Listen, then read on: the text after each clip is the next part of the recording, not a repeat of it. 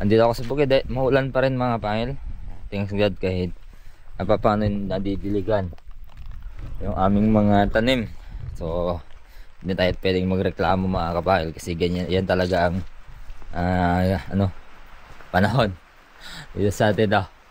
Ayan, update ko lang kayo sa pakwan natin na tinanim na itim. Kahapon kasi hindi ako nakapuntang bukid, sila lang mga kapangil. Yun, so yun. Good morning, gumaga. Yun, pumasyal ako sa sweet gold natin dyan, yung yellow na pakwan. Tapos i-update ko to, nandito yung itim na pakwan natin at nadaanan ko to. Palaki na siya mga kapangil, pero nakita ko may pinasukan ng uod yung isa. Yan, palaki na siya. Ito yung ito yung ayan, may dumi lang kasi yung kuko. Yan, medyo malaki na. Malaki na. Tapos yung iba malapit na din mag-form mga kapangil, no? Yung bulaklak. Update lang ko lang kayo dito sa ating ampalaya lang muna mga kapangil. Nakakatawa yung ampalaya natin, no? Yan. Ayun, may mga sapling na dito. Yan. Siyempre dito sa kabila meron din, hindi natin lalagpasan yan. Ayan, siyempre dito meron din. Siyempre dito namatay mga kapangil, namatay yung isa dyan, tinanggal ko na. Ayan. Ayan, ang ganda, no? Namumulaklak na din. So thank you Lord dahil sa kanya yan. So update ko lang kayo sa pakwan natin dito sa banda rito. Yan, natubo na sila mga kapangil. Yan, so ang kailangan natin gawin dito, tanggalin natin to. Sige, kainin yan ng bato-bato. Yan, itong buto na naiwan. Yan. So tig isa, may pa isa-isa. Hindi na pala pa isa-isa mga kapangil. Padala-dalawa na yung tumutubo. Yan, padala-dalawa na. Naghanap lang ako ng ng lupay-pay na dahon, kasi yung lupay-pay na dahon yun yung mamamatay mga kapangil. Yan, pag yan matibay, mabubuhay yan. Okay, so ang gagawin namin kapag napatubo natin, dahil malakas yung hangin mga kapangil, ito, ganyan, malambot namin lupa dito. Yan, ganyan mga kapangil, no? Para matibay siya sa hangin. Nilakas ang hangin dito. Yan, pag tumubo na yan, support namin na ganyan. Yan, tubo na yan mga kapangil, Tapos yan, hay, microorganisms. Yan, yung yung ito ang ayaw kong mamatay, yung bulate mga kapangil. Sobrang laking tulong yan sa lupa. So kapag wala nang bulate, tandaan nyo to mga kapangil, kapag wala nang bulate yung tanim, yung lupa nyo, mahinang lupa na yan mga kapangil. So kailangan nyong i-undergo siya ng rehabilitation. I-rehab nyo yung mga lupa nyo. Kung wala nang bulate, makita yan mga kapangil, mahinang klaseng lupa na yan. Yan, kahit i-search nyo mga kapangil, no, totoo yun, sinasabi ko, mahina na yan. So yan, marami nang tumubo. Tingnan ko lang dun sa sa inukay-hukay namin, kasi maraming maraming proseso yung diskarte namin dito sa pagtatanim ng pakwan. Iba't iba. Yung pinakamaganda, yun yung gagawin namin. Okay, dahil ako naman ang pasimuno, kung may magkamali dito, ako ang malalagot, ako ang may dahilan yan mga kapangil. So update tayo dun sa hukay-hukay. Ayan, may mga pinatubo din ako dito, seed gold. Tinesting ko yung lupa dito. Ayan, maganda na rin. Okay, ang hukay-hukay, yun, palabas na din mga kapangil. Yan, kapag lumabas na, ganun namin yan mga kapangil, no? Yan. Ngayon malambot, lalo ngayon malambot pa yung lupa. Yan. Pag umaraw ng malakas, titigas na to. Yan, ito oh. Yan, iba to. Sana hindi malambot. Okay naman, matigas naman. Yung gagawin namin. Kaya siya may butas-butas mga kapangil. Kasi hindi namin maaararat to, di ba? Kaya ganito gagawin namin. So iba't ibang klase yung sinusubukan natin dito. Iba't ibang diskarte mga kapangil, no, sa pagtatanim. Yung pinakamaganda, yun ang gagawin natin.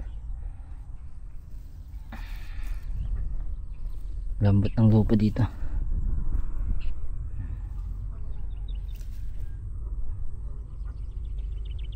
Yan. Malakas na yung tubo yan, no? Malakas na yung tubo mga kapangil, sunod-sunod na yan. Yan. Oh. Puti din ito, white molds yan. Ito maganda sa lupa yan. Good fungus yan mga kapangil. Alam nyo naman may bad fungus, siyempre mayroon din good. Laging magkasama yan. Yung iba neutral, hindi natin alam na bad, hindi rin natin alam na good. So kailangan yung dalawang yon ma-convert natin sa parehas na good fungus, good organism.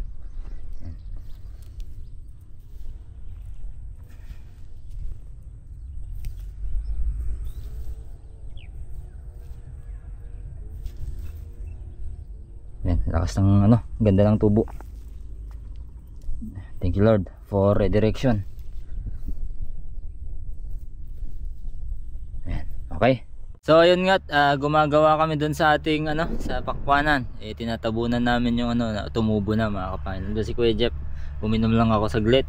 At diba nasabi ko sa inyo dati mga kapangil, no, na kapag summer, tag-init kapag tag-init mga kapangil, basic lang magpalaki ng magtanim ng patola sa summer, no. Nasabi ko sa inyo yan mga kapangil. Subukan nyo, talagang napakadali lang magpalaki ng patola sa pakwan. Subukan nyo lang mga kapangil, kayang-kaya nyo yan. So just to back up mga kapangil, ito yung natin, ito yung patola natin sa summer. Yan. O yan mga kapangil, napakaganda, no. Tingnan nyo yung node, tingnan nyo yung tangkay, kung gaano kahaba yan. Ito, kung gaano kahaba to, yung daliri ko. Haba mga kapangil, no. Yan ang haba, ang gaganda ng talbos. Talagang napaka may dun, meron siyang insekto. Napakahaba. Yun dito sa kabila. Subukan nyo, napakaganda lang napaka dali lang, basic lang mga kapangil. Para sa inyo basic din yan mga kapangil, magpalaki ng ng patola sa sa summer. Yan Yan. Tignan nyo naman yung gaano kahaba yung yung tangkay niyan. Kayang-kaya nyo yan mga kapangil. Sa summer na yan maliit yung kanyang dahon, pero dito palaki na yan. Importante kahit maliit yung dahon, at least importante mahaba to mga kapangil. Hindi yung magkakasunod lang yung ang pangit na yung magkakasunod lang yung yung magkakatabi pala yung dahon. Hindi maganda yon mga kapangil. Tingnan nyo, ito hindi maganda to. Yung dating tanim natin to, magkakalapit lang yung kanyang dito lumaki na dito. Nainitan na ng grabe. Ayan dito, tignan nyo kung gaano ka-ikli yung kanyang pagitan ng ng dahon dito.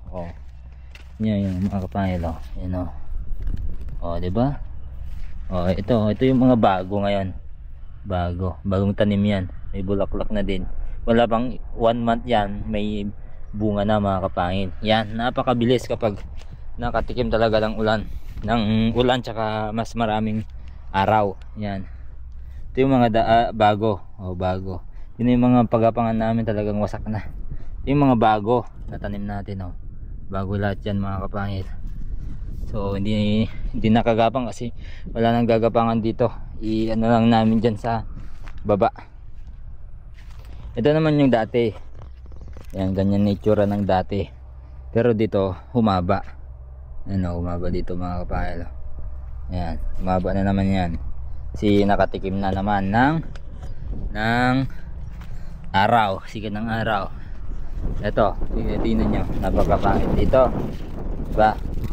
Pero dito, tingnan nyo dito, oh, nakatikim na naman kasi mga kapangil ng sikat ng araw.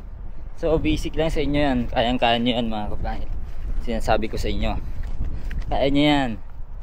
Ito saan, mga bago dito, kasi mga binhi namin to eh. Yun, kapag binhi, nagbibinhi tayo para mabilis magbinhi, putulin na yung talbos, ano, para lumaki na at gumulang na yan mga kapangil. Ito yung bago to. Ano nyo, paganda ng mga bago, bago yan. So yun, ipapagapang sana namin dito kaso hindi na. Antayin lang namin na bumunga sa ibaba, sa ano yan, sa lapag. Sa lapag mga kapangil. Tsaka update ko kayo. Ito napakagandang update ngayon sa mga tanim nating pipino. Dito ako sa variety na to, ano, na in love ulit mga kapangil na sa pipino. Saan na yun? Maraming bunga, malalaki. Pero napitasan na kasi yan. Pero ito ipapakita ko sa inyo. Yan o. Napakalaki o. Napakahaba ng pipino na yan mga kapangil. Grabe nes o. Ganda. Ito malalaki din yun. Naipakita ko na yan sa inyo. Siyempre papakita. Ganda. Ganda mga kapangil ng pipino dito. Recovers na. Ito o. Dito malinis pero dito madamo, pero okay lang yan. Tignan yung tangkay mga kapangil. Tignan nyo yung ulan din, galing din yan sa ulan. Yan yung mga roots nya, galing sa ulan yan. So tinatapos muna namin ni Kuya Jeff yung ano, yan o, yung pakwan bago kami dito mag ayos din sa kamatis. Yan yung kasing ano, yung pagpapakwan kasi mga kapangil, parang bata yan na talagang kailangan tutok ka mga kapangil sa pagpapalaki yan.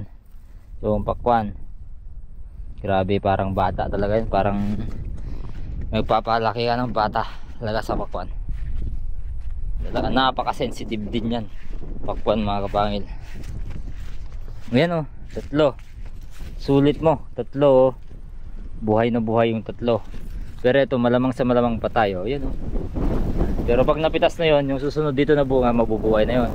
Yun ang ano, yun ang karakteristik ng pipino talaga mga kapangil. Kahit pakwan, pag namatay yung isa, yung inaantay mo sanang bunga, pag namatay mga kapangil, yung susunod mabubuhay yon. Pero kapag namatay ulit na hindi, kapag ganito pa lang kasi kalaki, mamamatay yan mga kapangil. May tendency na mamatay. Pero kapag gaulo na ng bata, yun, mabubuhay na yun. Pero kapag ganito kalaki namatay, yung susunod mabubuhay. Update din tayo sa ano, sa ating mga repolyo. Yan, hindi na nakakatkin ng spray to. Tingnan nyo naman, okay na okay, buhay na buhay mga kapangil. Yan, matigas na naman dito sa kanyang ilalim. Pero tignan nyo ito, matigas to mga kapangil, matigas yan. Tingnan nyo dito, malambot to. Durog-durog yan mga kapangil. Durog lang yan. I-update ko kaya mamaya dun sa tinakpan natin na ano, na tawag dun, sa ilalim ng broccoli, kung namatay na yung mga dahon, na I mean yung mga, kung namatay na yung mga damo. Okay, tara dun. Yan, so update, sama-sama nating paging tignan. Uy, wow.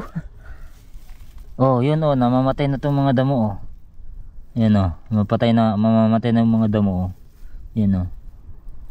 O diba mabubulok na o. Pero ang maganda dyan, nakita nyo ba yung maganda dyan mga kapangil? Nagkaroon siya ng mga punggos yan o. Yan yung mga white na yan. Punggos yan mga kapangil na kailangan ng lupa, ng tanim. Hindi yan yung bad fungus, good fungus yan mga kapangil. Yun na natin dito. Basta puti, good yan. Ayan o. Ay patay na yung mga damo mo sa ilalim. Basta sa ilalim patay. Malambot din yan o. Ayan o. Kita nyo ba? Malambot din yan o. Durog lang yan. Pero dito sa hindi matigas yan o. Ayan o. Tigas yan. Pero dito malambot lang yan o. Ay. Diba? Yun lang. Organic mulching lalo na kapag kapag full covered mga kapangil. Ito, may nakita ko dito. Ito bago to sa paningin ko mga kapangil. Ewan ko kung paano natin i-address to. Tignan nyo mga kapangil ha. Tignan nyo. Pansinin nyo to. Itong wait lang. Bago to. Pansinin nyo itong puno. Tanggalin na natin to. Itong daon na to. Pansinin nyo tong puno na to mga kapangil ha. Tignan natin. Bakit kaya? Anong explanation nito? Ayan. Ano kayang explanation niyan mga kapangil oh? Ano yan? Ano yan? Ano yan? Ugat mga kapangil. Ugat. Ugat ba yan? Ugat ba yan mga kapangil? May napapaligiran ng parang normal ba to mga kapangil? Sa broccoli. Normal ba yan? Di ko alam mga kapangil oh. Tignan nyo. Napakagandang parang punggus. Yan oh. Ito matigas to ah. Ay hindi, malambot dito sa side nya. Yan oh, napakaganda. Para ito ba yung sinasabi nilang symbiotic relationship mga kapangil. Hindi ko alam yun ang explanation nun eh. Pero ito hindi namatay oh. Kasi dito open dati to. Pero sa dito sa na-coveran talaga patay. Ayan oh. Ano ba to? Hindi ko alam kung ugat to or ugat yata. Pero sa tingin ko napakaganda para sa halaman yun.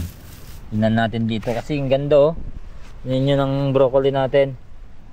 So sabi ko sa inyo natututo tayo mga kapangil eh.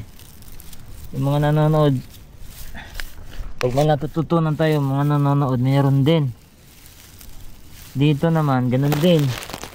Nagkapunggos din siya na good bacteria. Yan o. Yan o, good fungus I mean. Meron din yan. Ito yung hinukay ko lang no. Hindi natin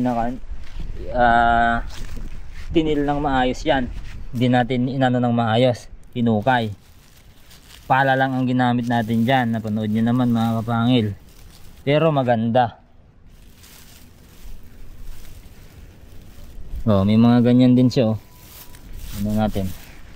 At ang titignan natin dito, bakit kaya dito wala mga kapangil? Yan, wala siyang sa kanyang ugat. Wala yung puti-puti nakita nyo kanina, wala. Wala Yan. So kapag may ganito, meron siyang ganon, which is pag tinitignan mo sa naked eye, parang napakaganda sa halaman. Yan o. Parang buhay na buhay I mean sa halaman mga kapangil. Ayan o. Ito medyo hindi. Itong itim na to mga kapangil, yung tinitimpla nating organic yan. Ni-spray ko. Once a week lang inano ko dito eh. Pero dito parang meron siyang insekto. May uod yata. Kasi may mga ipot ng uod oh. Bagong ipot ng uod. Siguro may insekto ta. Dito rin may mga butas-butas. At least yan, organic yan mga kapangil. Okay. So tulungan ko na yung Kuya Jab doon. Ay! Update mga kapangil sa cauliflower. Ayan o, malaki na o, kumangil o, malaki na yan. Dito wala pa. Ito malaki na o. Tingnan natin doon. May cauliflower pa dito eh. Ito o, yan o, dalawa tong cauliflower dito eh. Isa na yung isa. Ayun. Ayan o, may dalawa tayo dyan mapipitas o. Ito. Boom! Oh, cauliflower yan mga kapangil. So thank you Lord. Okay. So ganito ginagawa namin mga kapangil. Yun si Kuya Jeff. Yan, yan. Ginaganito namin. Di ba may ano pa? Ano, ipa pa ng ano dyan ng palay. So ginagawa namin, nilagyan namin ng ganito para yung ano na palay na ipa ay mag fully decompose na, hindi na ma-solarize, I mean hindi na matuyo at mababaran ng moisture. Ayan, para ma-decompose at maging pagkain na ng ating tanim at lupa mga kapahil. Ayan, ayan. So ganito lang ginagawa namin.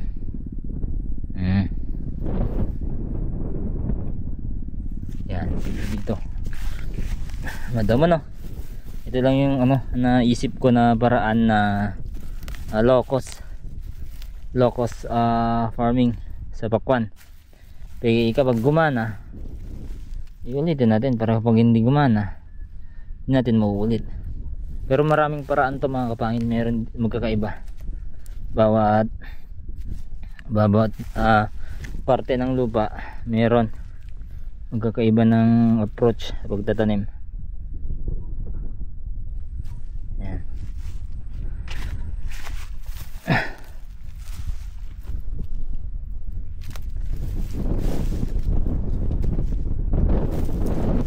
Update tayo sa tinamnan namin. Bibisitahin natin yung mamaya yung tinamnan namin. Madamo to pero may gagawin kami dito para ay naputol. Yan. Tingnan natin to kung mabuhay. May gagawin kami dito para maano yung damo.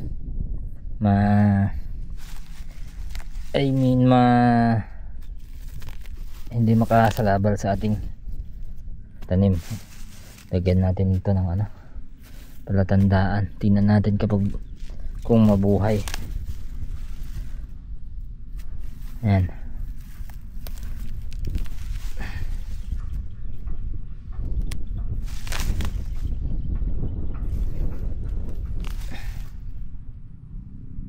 Ayan.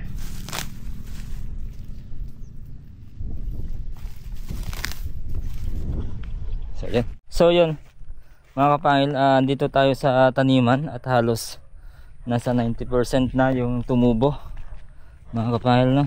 Yan. Ito yan. Yan, labas na sila lahat oh. Yan, dalawa dito. Yan. Ganda naman yung tubo. Yan oh.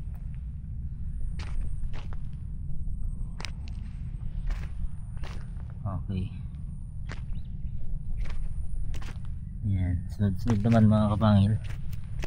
Sana maganda ngayong taon. Yung dito may natanggal dun oh. Siguro ewan, dalawa. At least may natira na isa. Yung dalawa pa din. Isa, dalawa. Yan, halos 90% na yung tumutubo. Dito sa single row naman ganun din, meron din. Yan, dalawa. Yan. Yan. Thank you Lord. Praise God. Yan, pinatubo mo ang aming tanim. Yan. Okay. Thank you. Yan oh. Ito ang dapat tinatanggal. Yan, yan oh. Buto. Para ang haba ng tangkay, para hindi makita ng ibon. Tutukain ng ibon yan. Yun, doon siya mamamatay. So yan, Yan mga kapangil, may tatlo pa oh. Tatlo. At dalawa. Tatlo. So yan mga kapangil, kita-kits na lang bukas, no? Bukas ulit. Ingat kayo palagi at bye bye. Thank you sa panonood.